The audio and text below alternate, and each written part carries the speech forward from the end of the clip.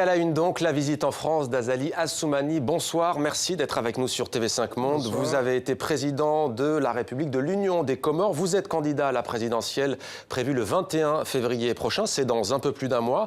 Vous êtes donc en France où vous avez assisté aux commémorations de toutes les attaques commises sur le sol français en 2015, celle de janvier puis celle du 13 novembre. Quel est le message que vous êtes venu adresser et à qui? D'abord, je suis venu dans cette commémoration en solidarité et sympathie au peuple français, à ses autorités et aux familles des victimes, leur exprimer notre sympathie, notre solidarité et surtout aussi féliciter la dignité dont la France a fait preuve par rapport à ces événements et aussi montrer que nous sommes solidaires et que tout ce qu'on peut faire pour aider à ce que, effectivement, on essaie de nous prévenir de ces atrocités, ben, on fera de notre mieux tout ce qu'on peut faire. Voilà un peu le message que je suis venu ici en France pour exprimer. Et vous adressez notamment aux jeunes et dites-vous qu'ils soient comoriens, franco-comoriens ou non, musulmans ou non, vous vous adressez à eux, que leur dites-vous? Je dis à ces jeunes-là que l'avenir leur appartient. Leur avenir et l'avenir aussi des générations à venir. Mais aussi, nous, les aînés, doivent s'occuper de nous. Donc ces jeunes-là, effectivement, comme je l'ai toujours dit, ils doivent savoir qu'ils ont une potentialité, mais malheureusement, qui périt. Parce qu'à mesure que l'âge augmente, effectivement, ça diminue et qu'ils ont intérêt à mettre à profit cette jeunesse avec tout ce qu'il y a de jeunesse, que ce soit la lucidité mentale ou physique. Mais à ces jeunes qui commettent ces attentats au nom à la fois de la géopolitique, mais aussi au nom de la religion, de l'islam, qui est la religion majoritaire aux Comores, qu'est-ce que ça vous fait, ça vous choque? Tout à fait. D'abord, je dis à ces jeunes, d'abord, qui n'ont pas participé, qu'il faut qu'ils fassent attention. À ceux qui participent, à leur dire que c'est pas ça. Ils n'ont aucune raison. En rien ne justifie ces atrocités. Et que malheureusement, comme c'est des jeunes, on sait que d'une façon ou d'une autre, ils ont été manipulés. Et je leur demande de faire beaucoup plus de sérénité et de ne pas accepter ces manipulations parce que ça n'a aucune justification. Ouais. Pays francophone également, les Comores, comment est-ce que sur place, vos concitoyens ont-ils vécu ces attaques? Ben, ils les ont vécu avec beaucoup plus de peine, parce que nous avons des relations très privilégiées avec la France. La preuve en est qu'on a une forte communauté comorienne ici, qui est intégrée, qui vit bien.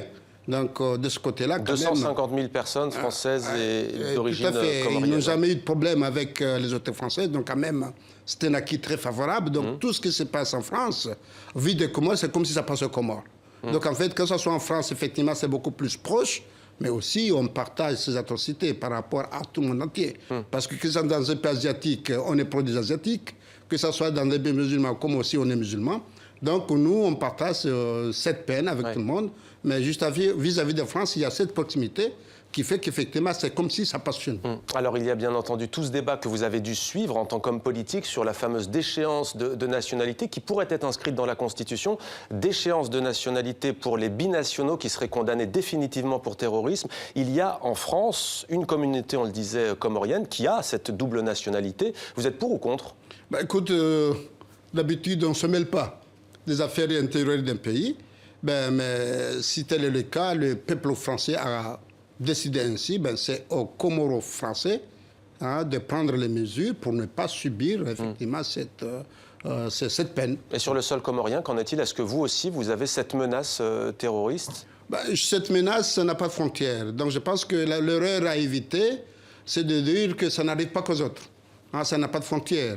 Il y a des pays qui vivaient en paix, en stabilité, il y a 5 ans ou 10 ans, et que maintenant, effectivement, ça se bouleverse. Donc les pays, heureusement, maintenant, comme les Comores et d'autres pays qui sont stables et en paix, on doit faire très attention et prendre toutes les mesures et apprendre malheureusement de ce qui arrive aux autres pour qu'effectivement, ça ne nous arrive pas. Alors, la République des Comores, l'Union des Comores est donc un pays d'Afrique australe. On va regarder une carte pour bien situer votre pays, capitale Moroni, langue officielle le comorien, l'arabe et le français, pays peuplé d'environ 800 000 habitants. Vous êtes indépendant depuis 40 ans. On en vient à cette présidentielle qui se tiendra le 21 février, c'est dans un peu plus d'un mois. Vous êtes candidat, vous aviez pris le pouvoir en 1999 par un coup d'État que vous aviez expliqué à l'époque par la menace de désintégration du pays. Il y avait une crise séparatiste, certains s'en souviennent peut-être. Vous avez ensuite été élu dans les urnes en 2002. Pourquoi est-ce que vous briguez à nouveau un mandat? Je brigue un nouveau mandat parce que je dois servir mon pays. Nous, on a établi un mandat de 5 ans, qu'on dirait non renouvelable. Sauver votre pays de quoi? Comment? Vous disiez sauver votre pays? Non, non, servir mon pays. Servir votre Servir pays. mon pays. Dans quel domaine, les priorités? Dans tous les domaines, priorités socio-économiques et sécurité. D'abord, nous avons, comme vous l'avez dit, donc nous avons subi cette menace d'insécurité par rapport aux événements qui sont passés en 1999. Donc, nous avons opté pour une solution et je me dois aussi de consolider cette solution pour que la paix et la sécurité dont le pays a la bénéfice de 1990 soient pérennes. Donc là, je me sens obligé, puisque c'est moi, tous les Comoriens, c'est moi qui étais président, mais le système qu'on a mis en place, c'est un consensus national et international. Et comme on a dit, avec les menaces qui sont maintenant, je me dois effectivement d'œuvrer pour consolider cette paix et cette sécurité qui passe aussi par le problème socio-économique du pays et surtout par la résolution du chemin des jeunes pour que ces jeunes trouvent un emploi, pour que ça ne soit pas une bombe explosive. Justement, vous parlez d'emploi. Quelle serait la première mesure que vous mettriez en place si vous êtes élu? La première mesure que je mettrai en place, c'est d'abord, il y a la sécurité. Il va falloir effectivement qu'on fasse en sorte que la sécurité soit là. Ça veut dire le pays Comores, c'est un pays tolérant, mais quand même au niveau des frontières, au niveau de la sécurité, on doit quand même être vigilant. On doit être vigilant pour savoir qui rentre, qui sort. Donc c'est une mesure qu'il faut mettre en place, puisqu'effectivement, on craint qu'effectivement, d'une façon ou d'une autre, que ça ne soit pas une pierre angulaire pour faire ça. 20 candidats ou peut-être plus, c'est beaucoup, non? Ah, c'est beaucoup. C'est beaucoup. Bon, mais vous savez, c'est quoi, conforme à la Constitution. Ceux qui ont été candidats à la Cour constitutionnelle en a validé. Donc, on peut avoir son avis personnel, mais c'est conforme à la Constitution, donc on ne peut pas les en vouloir d'être candidats. Merci beaucoup, Azali Assoumani, candidat à la présidence de la République de l'Union des Comores. Ce sera le 21 février, ce premier tour, dans un peu plus d'un mois. Merci à vous. Merci, je vous remercie.